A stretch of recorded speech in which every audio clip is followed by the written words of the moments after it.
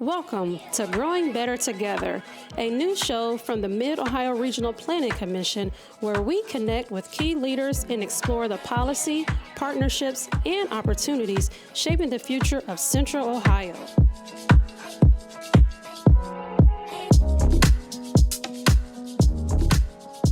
All right, welcome to Growing Better Together. This is a podcast about how Central Ohio can grow better as it gets bigger. And the purpose for these conversations is we want to meet with community leaders who are looking at how they can make an impact on their community and that are forward-looking. I always like to say Central Ohio, we still don't know what we're going to be because we're a growing region. The clay's still a little bit wet, and we can really mold our region into a better place. And I'm pleased to be joined today by Mayor Matt Starr. And Mayor, you have a very unique background, so I'm really looking forward to getting to know you a little bit better. But you were initially elected as mayor of Mount Vernon back in 2019, and then re-elected in 2023. You are someone who is very engaged at Morpsey and also very passionate about your community in Mount Vernon and the greater Knox County area. So welcome to Growing Better Together. And I really look forward to having this conversation with you today. Pleased to be here. Thank you for having me. All right, Mayor. So let's get this started. Can you just tell me a little bit about your background and then what drew you to public service? Sure. Well, I never imagined myself in this position, ever. I went to college and studied psychology and exercise science. Then I moved on to and that was at Manchester University over in Indiana, where I grew up. Moved over to Kent State University to do my master's degree in sports psychology. Was about this close to going to Colorado Springs to work with the United States Olympic team. But then Desert Storm hit, and so the federal government yanked all of the funds, and so I worked at Pizza Hut instead. So waiting tables, making $2.25 an hour was how I was just paying the bills, plus tips, obviously. And pizza on the side. And pizza on the side, exactly. They had a good meal plan. And then I ended up getting a job with the state of Ohio Department of Developmental Disabilities as a recreation director for the Apple Creek Developmental Center. And then a job opening became available in Mount Vernon that I took, where I was managing one of the homes, a 32-bed facility for adults with varying degrees of disabilities and multiple interactions with psychiatric disorders as well as developmental and intellectual disabilities. And started picking up odd jobs. I taught for COTC, Central Ohio Technical College. I taught for Central Ohio Technical College, business and psychology classes part-time, coached at Kenyon College football, and did consulting on the side. And then I said, well, this is not all what it's cracked up to be. I think I would like to do something different. And so I took a leap of faith and started my own independent film production company. Started out as Icon Video Production and then it became Cocosing River Productions. And I really thought that I could have an impact on my community by storytelling. And so getting involved in fundraising films and in documentaries and things, that's where I thought I could excel. I got involved in lots of nonprofit boards and community service projects. And it dawned on me as I was going through all this, if I really wanted to make a difference, I needed to be in public service. And so someone mentioned to me, Matt, you really need to run for mayor. And so it was about 10 years later is when I said, okay, I think I need to do this. And lost that year, but came back and served city council, loved it, and love serving as mayor. This is my favorite job I've ever had. I can't imagine right now doing anything else. And so this is where you really get to make a difference is in public service. No doubt. And you were quite the Renaissance man. I'm hearing, Well, yeah. I'm hearing pizza, sports psychology, Yeah. film, and then running for office. Yeah, and I did some acting in there too. I did for film and stage, and still I've missed that very much. So I'll get on the stage every couple times a year and sing with a band or something like that for fundraising events. But beyond that, I just don't have the time to rehearse. So No, that's fantastic. So Mount Vernon, Morpsey is a 15 county region, and Mount Vernon's up in Knox County, and you're sort of on the edge of the Central Ohio region. What is it like being a part of a growing region in a rural community, and what are you trying to prioritize in Mount Vernon right now? Well, it's very important I say this over and over. Mount Vernon in particular has been living kind of on an island for a little while. We've just kind of been relying on ourselves for our own survival, and we just cannot do that and survive. We have to think of ourselves as part of a region, because those relationships extend beyond the city limits. They extend beyond the county limits, and the same things that say Pickerington may be going through, or Fairfield County may be going through, or Licking County we're going through, or even over in Marion County they're doing a lot of neat things as well. So it's a network of people that it's exciting to be a part of, and particularly I love being so involved in Morpsey because you get a front row at what's going on. You get to meet people, interesting people, training. The amount of training that Morpsey has done has helped us in Mount Vernon prepare for our growth, because we go into it with better data, Right. better decision making. And so it's important as that upper northeast corner of Morpsey region that we're pulling our weight too, because there are people who work in Columbus who live in Mount Vernon, and people who come into Mount Vernon to work. And so we want to make sure that we're leveraging every advantage that we can to do our part to help the region. Right, right. No, thank you for being here in Columbus today. I know William was out of Mount Vernon a couple of weeks ago, Yeah. talking to you as well. We always love getting up there. So what, in Mount Vernon specifically, right now, what's one thing that really is energizing you? Sure. But then also, what's something that's maybe keeping you up at night? Okay, well, there are many things keeping me up at night. I'll finish with that. But Yeah. the things, they also energize me as well, I should say. One of the things that is very important that we're extremely proud of and happy is the rerouting of State Route 13, particularly on South Sandusky Street, which is fully funded.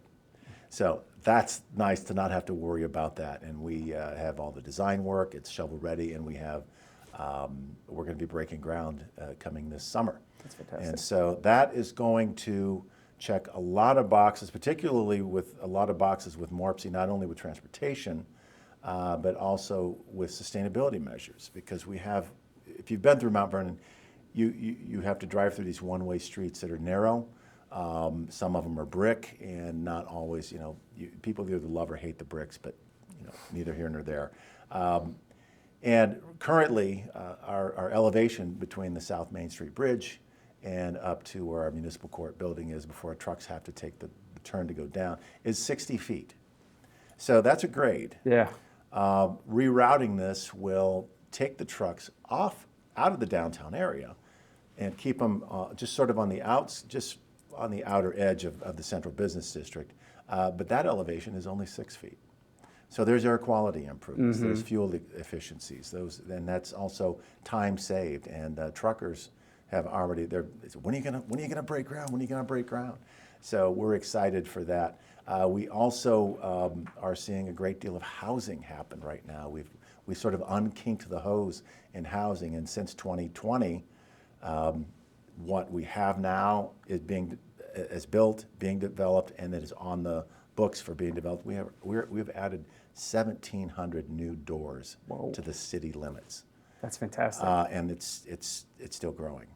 I meet with developers all the time. They want to be a part of Mount Vernon, and because of that, we've been able to attract jobs. Mm-hmm. We wouldn't be having the conversation with the employers if we didn't have the homes, and it was very apparent that we needed to look at housing as an economic development thing. We have crumbling buildings that have unfortunately been allowed to continue with deferred maintenance and decision making and everything. So we're in the middle of having to find ways to what do we need and how are we going to pay for them? What can we afford? And so we're in the middle of that right now. But the alternative is you just continue to stick your head in the sand, which we're not going to do. Right. So while that's exhilarating, we're going to improve services. It's one of those things that keeps us up at night with a building that is at its end of life, where our municipal court is, our law office, and our police department. And so we need to vacate that building and tear it down. The other thing that probably keeps me up is our utilities. We have major upgrades that we need to make to our wastewater treatment plant, orders from the EPA to reduce phosphorus, build for growth so that we're not out of capacity in 5 years, and also our water treatment system.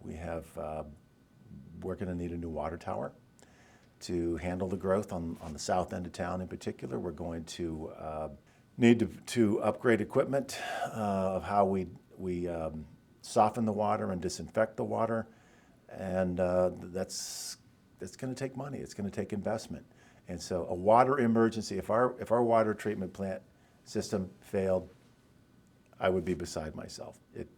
The last thing I want to see is the National Guard come in and take over, or the EPA come in and tell us this is what you're going to do, and by the way, this is what you're going to pay for it. All right. Mayor, thank you for sharing that. As a mayor, you face so many different challenges, but so many different opportunities. And a lot of the time, jobs, development, housing, workforce, they're correlated. So as a mayor, there's no partisan way to deal with those issues and opportunities. And sometimes rural mayors maybe don't have, aren't heard at the state level or the federal level as well as they should be. What are some ways that you're trying to work or lead or collaborate on at the state and federal level to ensure that rural mayors and some of those opportunities and challenges are heard? Well, first of all, I can tell you I have the number of partisan issues I've handled in my career as mayor, I can count on one hand, maybe one or two fingers, that's about it. Right. And so, yeah, you're right. The issues that I deal with are neither red nor blue, they're green, and that means money or environment. And so the approach that I have had, in addition to getting involved in MORPS, is to get information, have information, share information, so that we're very informed as to what the issues are and how we can handle them.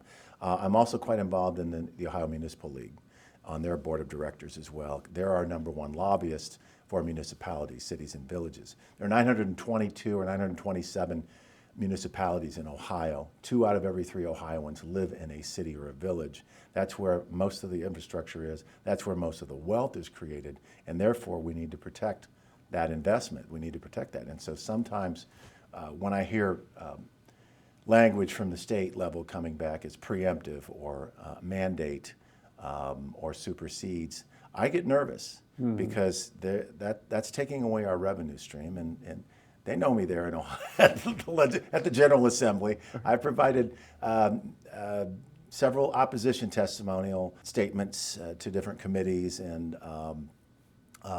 different groups there, in addition to staying in touch with our legislators.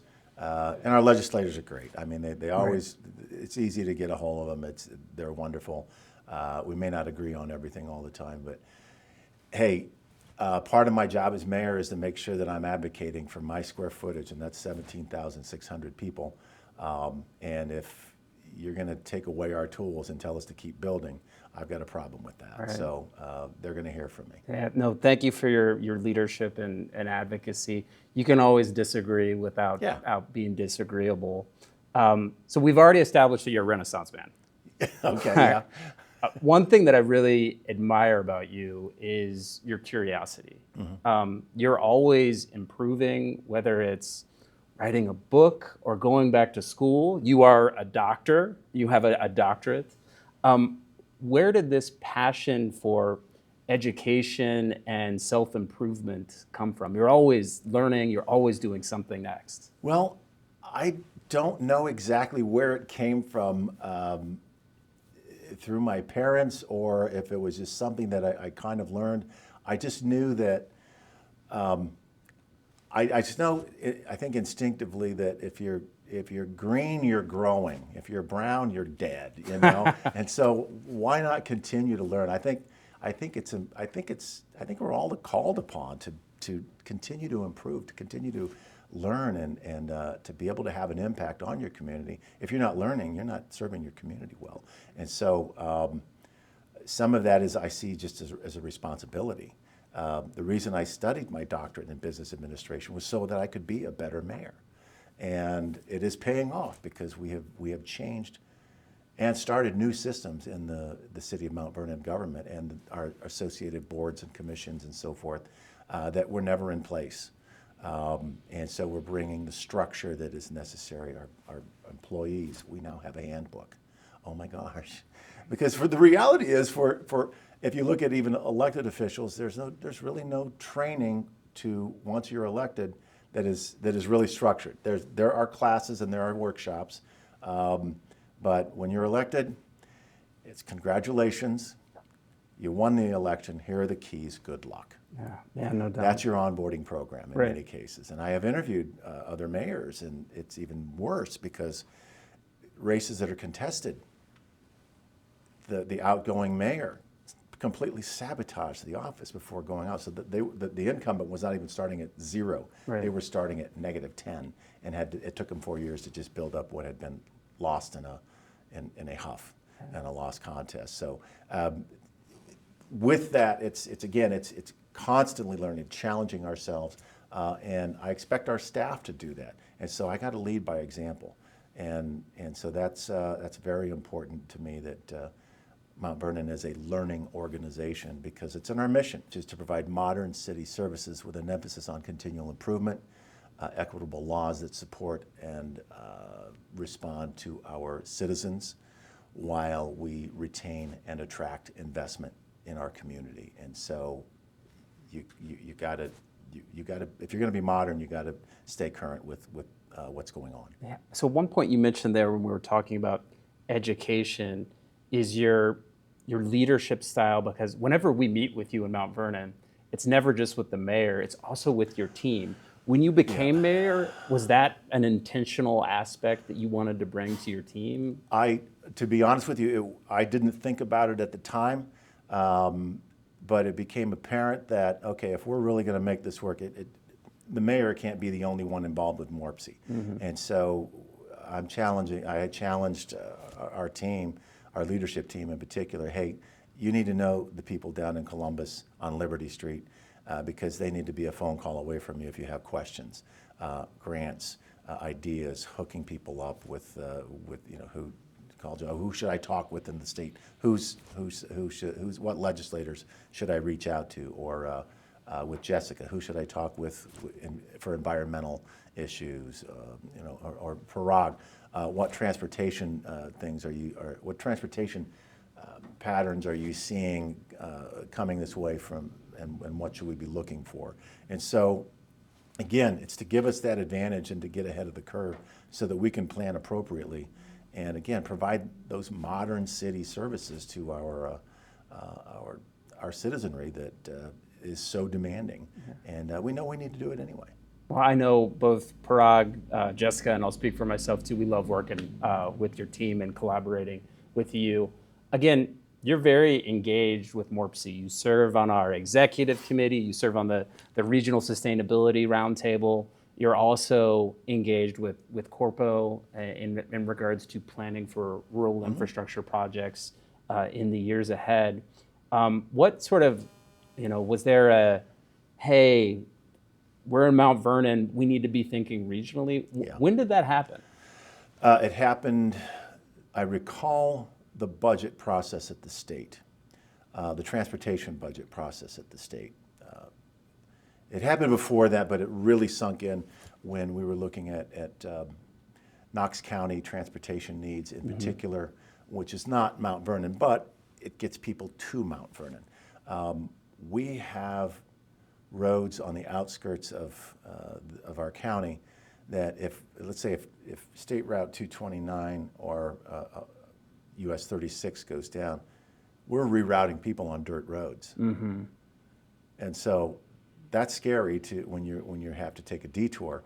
And so we need to make sure that we can maintain some things, and all of the help that we can get from a rural plan, which is through Corpo, that looks at every place in the region, is very important. It's not just about Mount Vernon, it's about connecting other places with Mount Vernon and the other places in the region. And those are roads and bike paths and shared use paths and so forth. So having a good plan is always going to make you more successful. Yeah, and having your voice at the table. What's so fun about regionalism and communities working together is issues and opportunities that wouldn't have been on our radar now are, and the collaborative spirit that you have with you and your leadership team and MORPC staff. We were talking about the state capital budget and how we can collaborate on opportunities in Knox County. So just having that coordination is so important. And that's another thing, I think, going back to your other question of what I've been trying to do in keeping municipal issues heard. Recently, my safety service director and I reached out to members of the General Assembly who have municipal backgrounds, with either mayors or city council members or treasurers or auditors and so forth, and really challenged them to think about creating a municipal caucus. Yes. Something that can be a litmus test. It's got to be them. It cannot be an outside group. It has to be owned by the General Assembly, bipartisan, bicameral. And so they just look at issues, legislation that comes out. Well, what is this going to do to municipalities? What are the unintended consequences? Is this actually fair for everybody? And again, 2 out of every 3 Ohioans live in a city or a village. So let's protect what we're trying to get done there. Mixed results, mixed reactions, I should say, and haven't heard anything yet. But again, this is something that long term. I'm not going away. Right. It's how I show my love. No doubt. Keep nudging, But this is we want to be more partners, Right. rather than providing opponent testimony all the time. I would love to go in and just say, yes, we love this. This is great. It's going to be wonderful for Ohio. It's going to be wonderful for our community, and it's good legislation. And so we're ready, and so many other mayors are ready to be a part of that. So one thing we were talking about earlier, Mayor, is the relation of economic development, job growth, housing. When you're looking at Mount Vernon, you're really competing for investment right now. When you're in that space, how are you trying to collaborate with the business community or small businesses in Mount Vernon to bring investment or attract jobs to Mount Vernon? Sure. Well, we know our place. And in fact, Mount Vernon, Knox County for that matter, was built on, the economy was built on things that were either grown here or built here. We do have a tourism product, but it's not that huge. It's not as huge as say, Put-in Bay or someplace like that, you know. So build here and grow here is become our motto. And we know that where a majority of the major mega projects are happening are far enough away that we're not in the bullseye of the target, but we're far enough that we can be home to those jobs, and we can be home to suppliers of those jobs. And so manufacturing is our #1 industry. We know, and so we are looking for a more diversification of our manufacturing opportunities, again, while we retain those current employers and provide help with them. We have a wonderful partner with the Area Development Foundation of Knox County as our economic development partner, if you will, since we don't have our own economic development director on staff. And with them, we are able to coordinate quite nicely, I think, within the people who are already at the table, providing the jobs and the wealth and the opportunities, and bringing in jobs, attracting the jobs and the companies that complement that. And so that's good, because then that's less of a strain on those current employers for other things like nonprofit support and schools and so forth. Making sure that we are targeting as much as possible what we want to see. And manufacturing is what we're targeting. Followed by manufacturing, the second largest industry is healthcare. And so, and then right behind that is education. So, and really when you look at all of those together, they all work hand in hand, and so they all support each other. So it's a delicate balance, but it's working, and there's a lot of magic on the horizon. No doubt, no doubt. I think that's a great place to stop with some magic on the horizon. So you are our first community leader to be a part of this podcast, and we're implementing a tradition here. So we're always going to close out on 2 questions. And so the first is, what is that one infrastructure project in your community, or an infrastructure project that could impact Mount Vernon, that you're really excited about right now? What's that one infrastructure project? Well, it may seem anticlimactic, but I will have to say it's the wastewater treatment plant. Okay. It is something that people take for granted, but it will, if there was one thing with a magic wand I could just fix right now, it would be that. And we would never have to worry about it for 100 years. That would be it, and we could focus our efforts on other things. That's very exciting to me. That infrastructure project. I guess I would have to say also all of our efforts with the bike paths and the transportation infrastructure to make it easier for people to get around if you don't have a car. Right. Then our second question is, where do you see Mount Vernon in 2050? Oh, in 2050, right now we have 17,600, but I think we'll be well over 25,000 as far as a population by then. I see we're gonna have a lot more prosperity, a lot more wealth, a lot more homes, a lot more mixed-use districts. Our transportation infrastructure is gonna make a lot more sense. I suspect that we're going to see more people riding bicycles and walking to places rather than getting in their car. We're so car-centric in Mount Vernon, like so many other rural communities, and we're changing that mindset. And the younger generations are helping with that because that's what they want. And yeah, that's important. So I think we're also just going to see a more commercial involvement as well. So everybody wants the all-you-can-eat salad, breadsticks, and soup, but we don't have enough people living there right now. So once we get enough people there, they're paying attention though. Yeah. They're paying attention. And so there will be so many more opportunities, and it's just exciting. I think we're going to see incredible strides in every aspect of the quality of life that we've come to know and love. Yeah, hungry for more in Mount Vernon. While we retain our rural character. Absolutely. I think that is that will happen. Well, Mayor, Doctor, Actor, Athlete, Mayor Starr, thank you so much for joining us on Growing Better Together today. Thank you very much.